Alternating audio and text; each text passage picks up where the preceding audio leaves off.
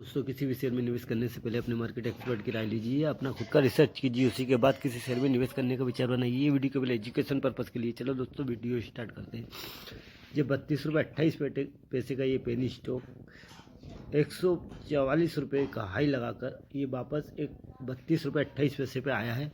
Company property से belong करती है कंपनी, तो आप इस पर अपनी नज़र बना कर रखना। ये 32 रुपये 28 पैसे का ये पेनी स्टॉक और भी नीचे आए तो आप इस पर अपना इन्वेस्ट कर सकते हैं, क्योंकि दोस्तों ये 145 और कंपनी का बिजनेस मॉडल भी बेहतरीन है और एक नंबर का बिजनेस मॉडल है। और इसमें प्रमोटर की जो होल्डिंग है वो भी एक नंबर की है इसके अंदर।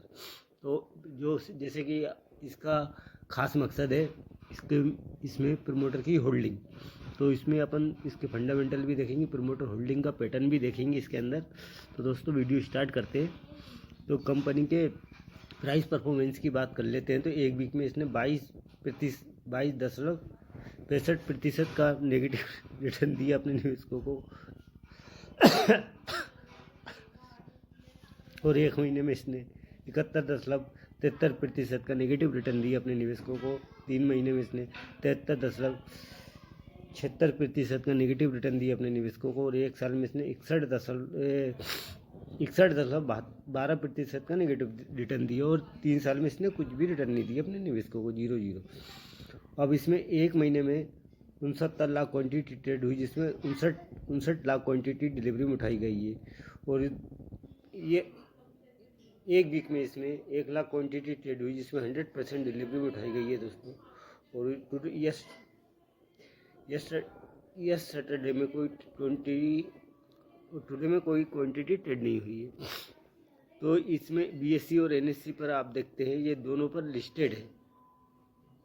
इसके मार्केट कैप की बात करते हैं तो 556 करोड़ का है। करंट प्राइस इसका 32 रुपये 30 पैसे का है। हाई इसका 143 रुपये का है और लो इसका 32 रुपये 33 पैसे का है।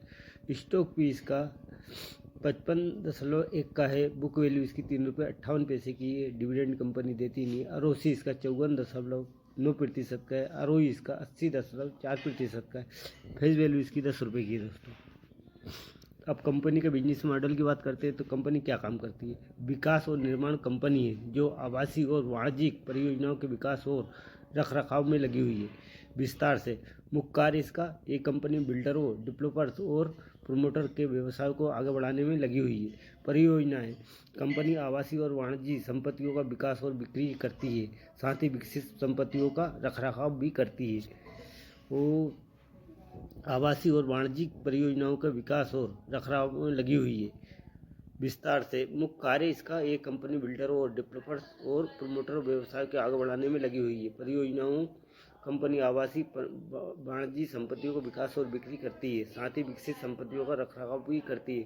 गुणवत्ता पर जोर देती है। ये कंपनी गुणवत्ता पर डिजाइन और निर्माण पर अधिक जोर देती है और गुणवत्ता पर जोर देती है। ये कंपनी गुणवत्ता, डिजाइन और निर्माण पर अधिक जोर देती है और ग्राहकों को सर्वोत्तम सुगम डिजाइन और सुविधाएं प्रदान करने के लिए विभिन्न घरेलू वास्तुकारों और ठेकेदारों के साथ काम करती है। कंपनी का फोकस ये पूर्ण वाणिज्य और आवासीय रियल एस्टेट परियोजनाओं को विकास और रखरखाव में पर केंद्रित है।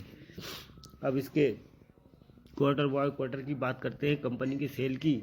तो कंपनी की क्या सेल हो रही है तो आप देखेंगे सितंबर 2024 में, मार्च से देखते हैं जून सेल। जून में इसकी 8 करोड़ 74 लाख की इसकी कंपनी की सेल हुई है।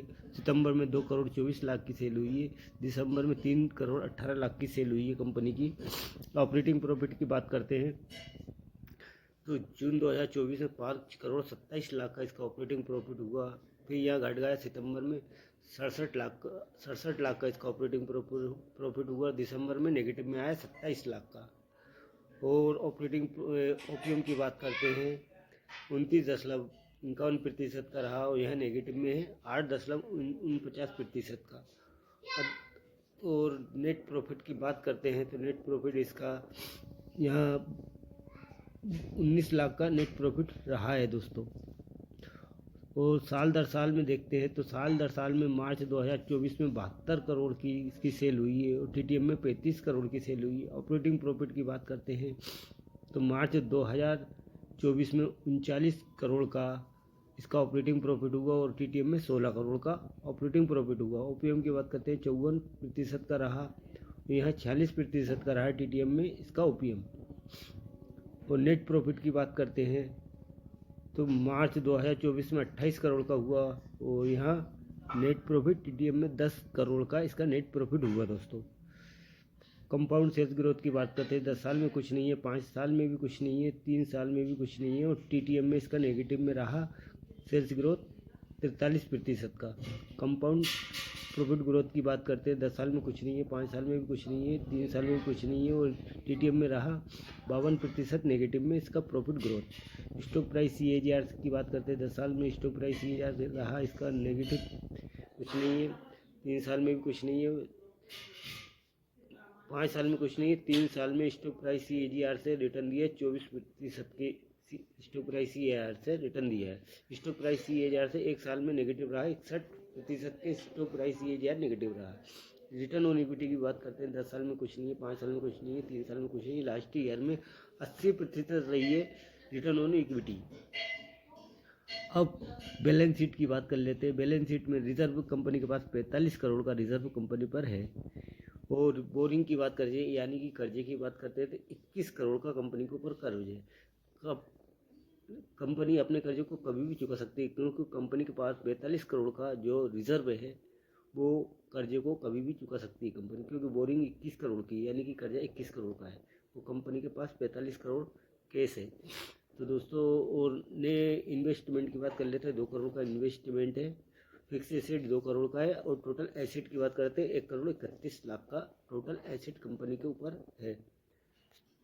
तो शेयर होल्डिंग पैटर्न में आ जाते हैं। तो शेयर होल्डिंग पैटर्न में देखते हैं प्रमोटर के पास मार्च 2024 से लेकर दिसंबर 2024 तक 73.39% की जो होल्डिंग है प्रमोटर के पास बनी हुई है दोस्तों। एफआई के पास 0.03% से बढ़ाकर 0.30% की एफआई की होल्डिंग इसके अंदर बनी हुई है। पब्लिक की बात कर लेते हैं 26.29% की जो होल्डिंग है वो पब्लिक की है दोस्तों। कंपनी का नाम देखते हैं, कंपनी का नाम है सूरतवाला बिजनेस ग्रुप लिमिटेड। तो दोस्तों सूरतवाला बिजनेस ग्रुप लिमिटेड। तो दोस्तों अगर मेरा ये वीडियो आपको पसंद आए तो मेरे चैनल को लाइक कीजिए, सब्सक्राइब कीजिए ताकि आने वाली वीडियो की नोटिफिकेशन आप तक पहुंच सके। मेरे चैनल का नाम है राजेश रजक भोपाल।